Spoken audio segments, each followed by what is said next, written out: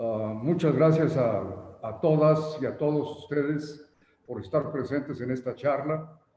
Para mí es un gran honor iniciar el ciclo de conferencias del Movimiento por la Patria. Se preguntarán ustedes sobre el título de la conferencia: Activismo político hacia las elecciones. Escogí este título porque, desde luego, todos nosotros hemos escuchado muchísimos análisis, estudios, propuestas en los periódicos, en los programas de televisión, en fin, estamos muy empapados del análisis político. Pero en lo personal escogí el tema de activismo político hacia las elecciones porque soy un convencido de que en este momento es muy pertinente aclarar para todos nosotros que el activismo político es tan antiguo como la democracia. ¿En dónde empieza, les pregunto yo, el activismo político? A lo mejor se van a sorprender algunos. Empieza con Sócrates y sus discípulos. Ellos empiezan realmente a crear ese activismo moviendo las conciencias de la juventud de la antigua Atenas, en Grecia. Y precisamente es la causa de la sentencia en contra de Sócrates por haber sido un activista. Tal cual. Dos de sus discípulos hacían propuestas muy diferentes, que son las dos columnas de la ciencia política. Uno de ellos era Calícles, y Calícles decía: pero ¿para qué tanto rollo, maestro Sócrates? Nosotros, los que tenemos el poder, Calícles era hijo de un poderoso militar y hombre de Atenas, nosotros protegemos a los débiles. Nosotros somos la ley del más fuerte en Grecia. Ah, caray. Protágoras levanta la mano y dice: un momento, nosotros no necesitamos de que unos cuantos poderosos quieran encargarse de toda Atenas. Los hombres somos iguales y, consecuentemente, ante el derecho, nosotros creemos en la elección de los mejores ciudadanos para que ejerzan el poder. Y de esa mayéutica, que era el enfrentamiento del maestro con el cerebro de los discípulos, nacen las dos corrientes de toda la historia de la ciencia política. Ha sido la lucha eterna por siglos y siglos entre la ley del más fuerte y el imperio del derecho. Y el activismo político está precisamente para la defensa del derecho, para la defensa de los ciudadanos. O sea, somos discípulos de Protágoras, aquel que se enfrentó a Calícles diciéndole: no, está bien que ustedes se consideren que tienen la fuerza política, económica, cultural, pero todos los hombres somos iguales y la libertad y la igualdad es un beneficio para todos. Ahí nacieron también pues el concepto de derechos humanos. Y en fin, a través de la historia, lo que es el activismo político lo podemos constatar en ocasiones emblemáticas, como fue la Revolución de Independencia de los Estados Unidos, extraordinario movimiento que movió, pues, no solamente por las armas, el enfrentamiento contra el ejército inglés, sino que realmente movió a la clase común, a los ciudadanos, a despertar y a enfrentarse al poder colonial. Después de la Revolución Francesa, unos cuantos años después, es exactamente lo mismo, es el activismo político. Pero sí quiero hacer énfasis en una cosa, que a partir de la Revolución de Independencia de los Estados Unidos, de la Revolución Francesa y desde luego también de la Guerra de Independencia de México y de todos los países de Latinoamérica, con Simón Bolívar, Gran Libertador, etcétera, son movimientos armados. Esos movimientos armados se siguen reproduciendo a través del siglo XIX. Concretamente también tenemos el levantamiento social de 1848 en Europa, porque ya el socialismo, el marxismo empieza a penetrar en algunas de las conciencias de los grupos sindicales y de ciudadanos, y finalmente en la Revolución Rusa de 1917, que también es un levantamiento armado, pues se dan estos cambios, al igual que en la Revolución Mexicana de 1910 a 1920. ¿Qué sucede a partir de Gandhi? He ahí el cambio, con Gandhi y con Mandela.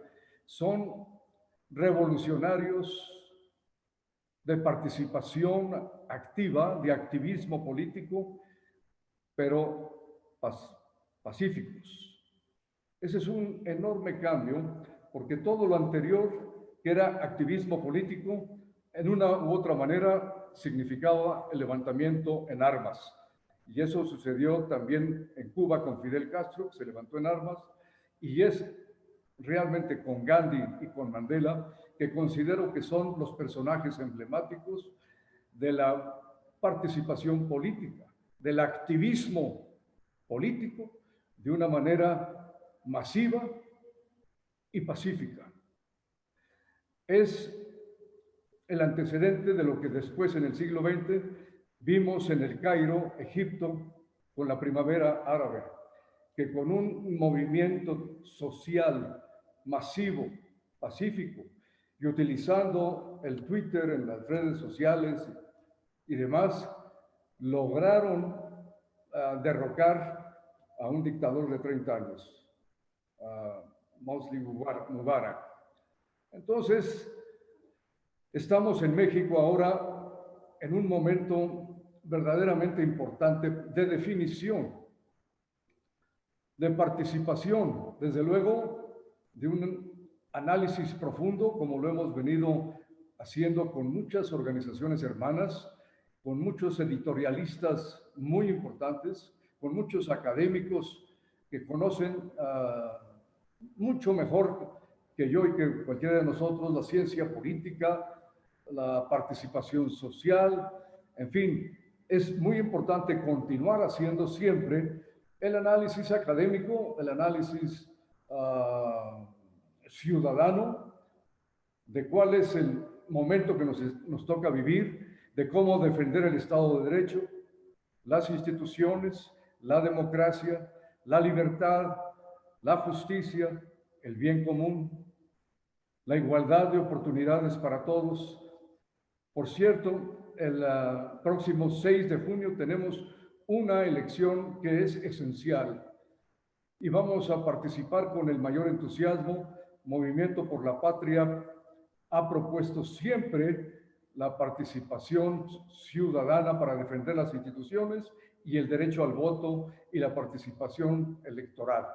Así que tenemos, de acuerdo con las propuestas de Movimiento por la Patria, dos instituciones que se complementan, en mi opinión, que son las agrupaciones con 500 grupos afiliados así por México, y por otra parte el movimiento social Frente Nacional Frena, con representación en los 32 estados de la República y un consejo rector de 70 personas, y que ha tenido un activismo político muy importante a partir de que tomamos Avenida Juárez, y a los cuantos días tomamos la mitad del Zócalo, y después el 3 de octubre completamos la otra mitad del Zócalo y estuvimos casi 2 meses como activistas.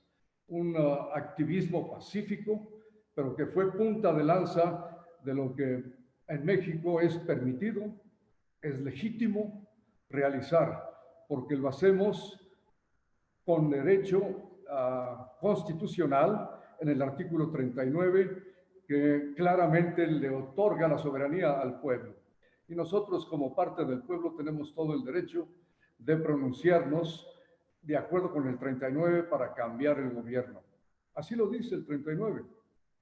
La soberanía reside en el pueblo y el pueblo en todo momento tiene el derecho de cambiar su gobierno, con toda claridad, de tal suerte que existe fundamento legal y moralmente la legitimidad absoluta y total de que nosotros, los ciudadanos de México, podamos hacer un movimiento pacífico exigiendo el cambio de gobierno. Pero en fin, reitero que el Movimiento por la Patria promueve y propone llevar a cabo la participación política con Sí por México y todas sus organizaciones hermanas, por supuesto a favor de la promoción del voto, de que participemos de una manera muy entusiasta con todas las personas que estén en nuestro entorno en la próxima elección para ganar la Cámara, para la mayoría de la Cámara de Diputados. Es esencial para que empiece un contrapeso, una limitante al poder absoluto que hoy en día ya tiene López Obrador casi en los hechos. Lo que pasa, mis amigas y mis amigos, es que nosotros todavía no acabamos de sentir las consecuencias de este régimen dictatorial que ya existe, pero que todavía no sentimos su rigor, porque estamos disfrutando, en primer lugar, del estatus económico y social en el que vivimos todos los participantes. Somos 60 en Movimiento por la Patria, y de nuestras organizaciones hermanas seremos 3,000, 4,000, 5,000, 10,000. Si ustedes quieren, 100,000 personas que están activas en diferentes organismos civiles, organizaciones de la sociedad civil que están participando como nosotros, 60 de Movimiento por la Patria. Ahora vamos a suponer que estos 100,000 que gozamos de una posición económica y social privilegiada, ante los millones y millones de ciudadanos y ciudadanas de México, representa una pequeñísima parte. Entonces, la responsabilidad que tenemos por ser precisamente personas que recibimos esa herencia de educación, de preparación, de principios y de valores, esa responsabilidad que tenemos es inmensa ante el 99% de la población de México. Pertenecemos quizá a ese 1% y Movimiento por la Patria, reitero, promueve de manera pacífica la participación activa, tanto en todas las propuestas de Sí por México, como en las propuestas por mi conducto con Frente Nacional Frena. De tal manera que, pues, el día de hoy abrimos este ciclo de conferencias con el convencimiento, con la determinación de que estamos a tiempo de participar en los próximos meses en ese objetivo. Primero, ganar la mayoría de la Cámara de Diputados, quitarle a Morena y a los 6 partidos satélites de Morena, quitarles la mayoría en la Cámara de Diputados. Es sumamente importante. Yo no voy a abundar en este tema, quizá voy a expresar un poco más mi sentir personal como representante del Movimiento por la Patria ante el Frente Nacional, ante Frena, y tomando en consideración la experiencia que yo tuve a partir del mes de agosto del año pasado. ¿Cómo fue que me involucré con Frena? Fue precisamente a través de un grupo de Movimiento por la Patria que solicitamos una reunión por Zoom con Gilberto Lozano. Esto fue por ahí del mes de julio o agosto del año pasado. Ya de alguna manera habíamos empezado a participar en las pirámides de Frena, con 10 miembros por cada grupo de Frena, y recibir información del Consejo Rector y de Gilberto. Bien, pues en esa reunión de Zoom con Gilberto, él preguntó si alguno de nosotros tenía deseo de participar en el Consejo Rector de Frena, y bueno, pues levanté la mano.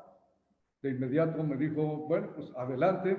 Por mi apellido se dio cuenta que yo tenía el apellido García Naranjo y me dijo, de Nuevo León está en Lampazos de Naranjo la memoria del general Pancho Naranjo.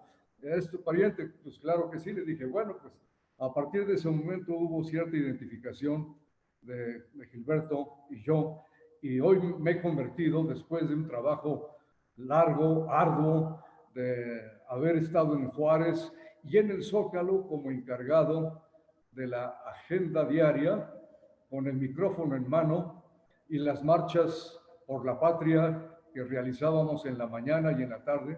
Estuve sumamente involucrado en esa participación decidida a favor de México. Gilberto Lozano, después del mes de diciembre, me invitó a participar en su staff. Ya estoy a partir de enero en el staff de Gilberto, y hago un trabajo pues, para poder mejorar la participación de Frena en la Ciudad de México y en los municipios conurbados del Valle de México. La responsabilidad que tengo ante Frena, ante el Consejo Rector de Frena, es acrecentar la efectividad de los comités Frena de cada una de las 16 alcaldías.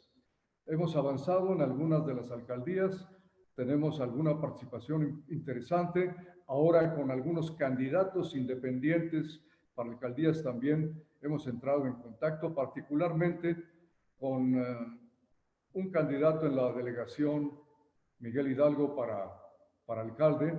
Pues es un joven de 31 años que habla 5 idiomas, que tiene pues una excelente preparación tanto en México como en el extranjero, casado con una chica francesa, es un matrimonio joven, que de una manera verdaderamente, bueno, pues muy generosa, han decidido pues, hacer su campaña.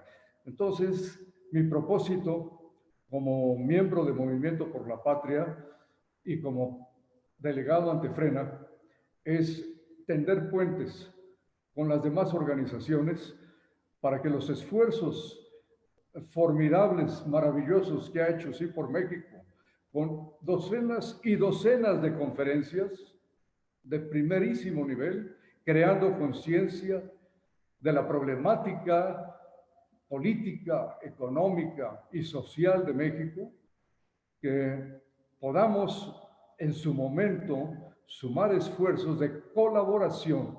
Para mí esa es la palabra clave, la colaboración entre todas las organizaciones, las fuerzas sociales y políticas de oposición de México entero, que colaboremos en los próximos meses, desde luego para tener un éxito rotundo el día 6 de junio, pero que la lucha, mis amigas y mis amigos, va a continuar, porque ganar la mayoría en la Cámara de Diputados no significa acabar con la dictadura chavista de López Obrador.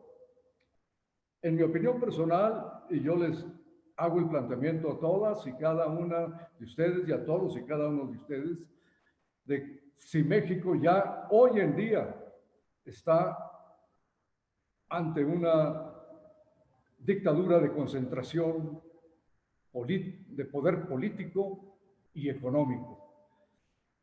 Mi sentir personal es que, por supuesto, ya estamos ante esa dictadura que ya se sentó y va a tratar de echar raíces en los próximos meses y en los próximos años.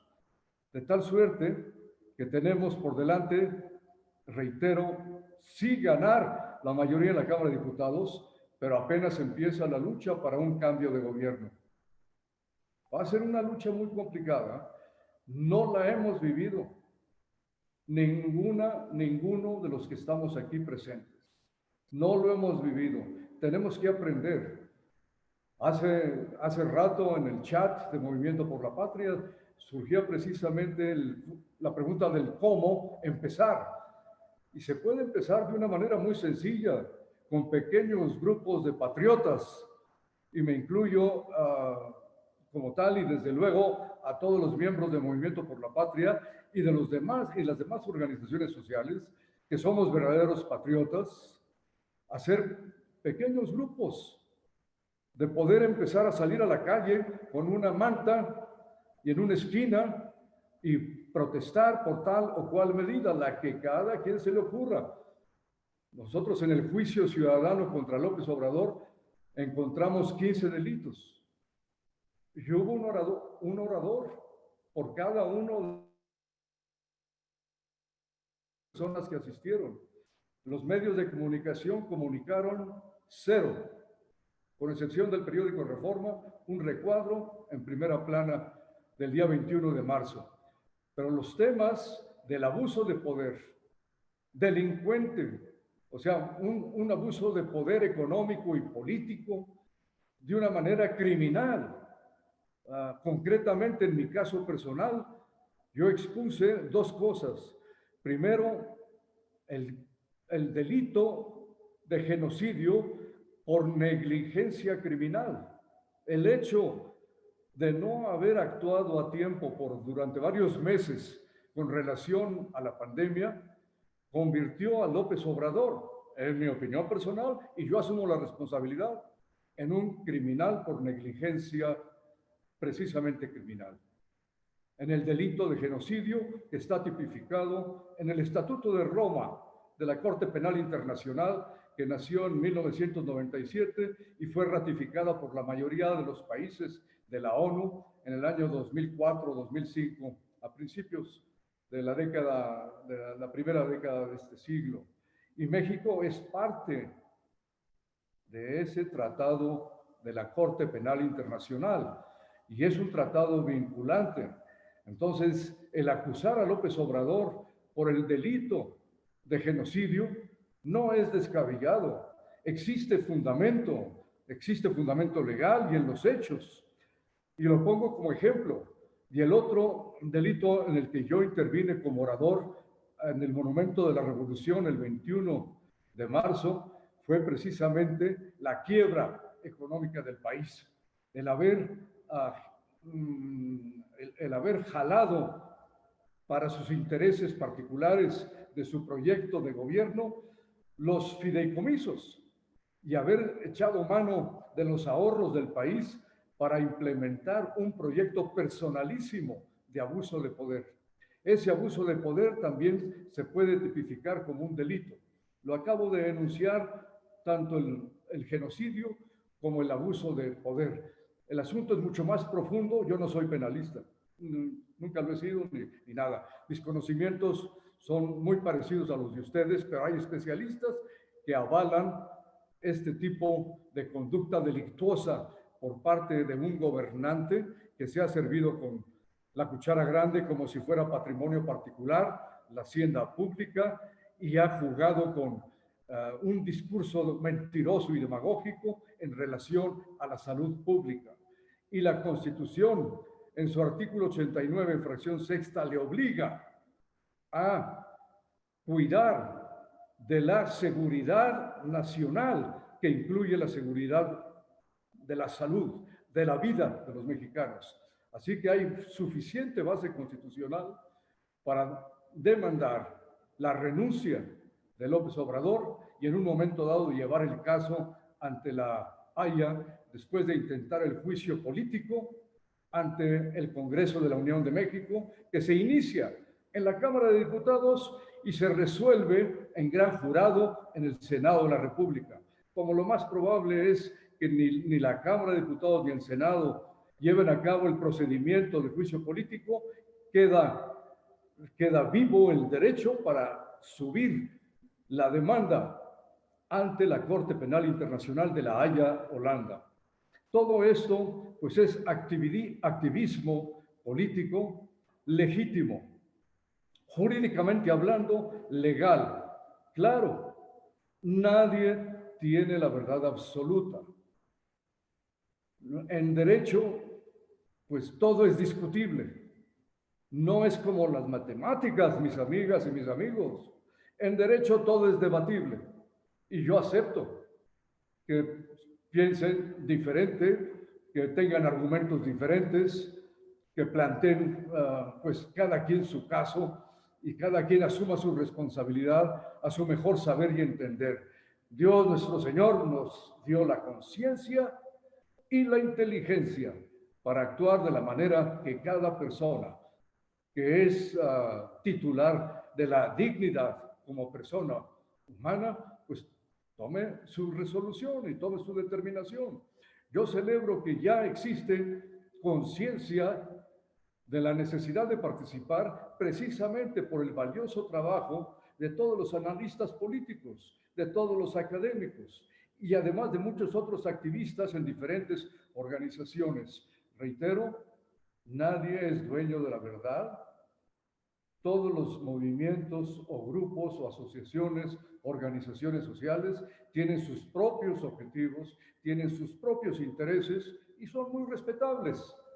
Pero lo que se propone aquí en esta conferencia el día de hoy es la colaboración, el tomar acción, el llevar a cabo activismo político hacia los objetivos ya planteados por mí hace un momento, uno de tipo inmediato, que es ganar la mayoría en la Cámara de Diputados, y otro que es mediato, que tomará sangre, sudor y lágrimas, que es cambiar el régimen político de México, porque México no se merece un gobierno centralista de poder político, autárquico, de una manera abusiva y una economía que pinta en el totalitarismo, en hacer pobres a todos. Es una agresión constante a las clases medias altas y la clase alta.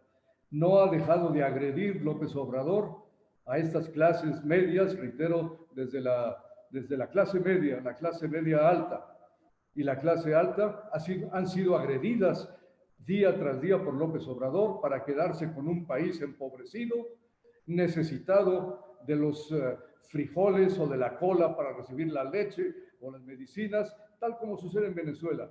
No hay nada nuevo bajo el sol. Es algo comprobable, porque si le hablamos a las generaciones anteriores del comunismo soviético o de la guerra de Vietnam, pues no tienen ni idea. Pero sí les podemos decir a los jóvenes de 50 para abajo, ahí está el caso de Venezuela, y han seguido con el Foro de Sao Paulo los pasos también, Ecuador, Bolivia, Nicaragua, Argentina, son los invitados de López Obrador, precisamente, Argentina y Bolivia. Entonces, el asunto es evidente, que ya estamos dentro de un régimen autoritario, de un régimen comunistoide. Le llaman socialismo progre, le llaman socialismo del siglo XXI, pero la verdad es que ya no nos chupamos el dedo. El asunto es muy claro. Es la acumulación de poder, el abuso de poder político, social y económico para que una camarilla se pueda sentar en el poder durante, dejen ustedes, 6 años, 12 años, 18 años o los que sean. En Cuba ese régimen lleva 60 años. En Venezuela ya lleva 20 años. Así que no es de extrañarse que en México pudiera suceder lo mismo, pero estamos muy a tiempo. Estamos muy a tiempo de participar activamente. Ya entendimos que el activismo político no es nuevo, que el activismo político en la historia iba acompañado de levantamientos armados y que hoy en día el activismo político no para nada debe ser un levantamiento armado. Fuera toda idea, en mi opinión personal, de levantamiento en armas. Estoy totalmente en contra de cualquier levantamiento en armas, pero sí estoy a favor de un levantamiento social, de una presión social de 3 o 4 millones de personas que con dignidad estaremos presentes algún día exigiendo la renuncia del presidente López Obrador y exigir la convocatoria a nuevas elecciones. Son las dos cosas. No solamente es exigir la renuncia así nomás porque sí, no. Exigir la renuncia de López Obrador y exigir que se convoquen a elecciones con fundamento en el 39 de la Constitución, la soberanía del pueblo, podemos exigir que se convoque a elecciones. Porque desde un punto de vista estricto, sí, en el artículo 84 había un plazo que terminó precisamente el día 30 de noviembre, de que en el artículo 84, de manera específica, se tiene que, si renuncia el presidente, recordarán ustedes que Frena lo propuso así, se convocaría a elecciones en el 2021. Bien, ese plazo estricto ya terminó, pero no se terminó el derecho soberano de nosotros, el pueblo de México, de exigir la renuncia de López Obrador y que se convoque a elecciones presidenciales en el 2021. Recordemos el 39 de la Constitución. Es muy fácil que lo lean. Es un solo párrafo que les comento. Es un párrafo sagrado que no se ha modificado en más de 100 años. La Constitución es de 1917 y el texto del artículo 39 de la Constitución está exactamente igual. No se ha tocado y además tiene su razón de ser en la ciencia política del iluminismo francés del siglo XVIII, de las revoluciones de la independencia de Estados Unidos, de la Revolución Francesa, de la Revolución Mexicana, de las revoluciones de independencia de México y de Latinoamérica con Simón Bolívar. Todas esas revoluciones armadas tienen como fundamento la soberanía del pueblo, nada más que por la vía de las armas. Y reitero, a partir de Mahatma Gandhi, que de una revolución pacífica de la soberanía del pueblo de la India, doblaron de rodillas al imperio inglés, sin levantamiento de armas. El imperio inglés llegó a tener el 25% del territorio del mundo entero, y a ese imperio Mahatma Gandhi lo puso de rodillas con una revolución masiva, pacífica, haciendo valer lo que en México se llama artículo 39, soberanía originaria del pueblo, y que el pueblo tiene en todo momento el derecho de cambiar el régimen de gobierno. Tan claro como eso. Entonces no se preocupen de que el 30 de noviembre feneció el plazo del artículo 84 en específico. Nos queda el derecho fundamental del propio artículo 39 de la Constitución, y con esto termino mi participación.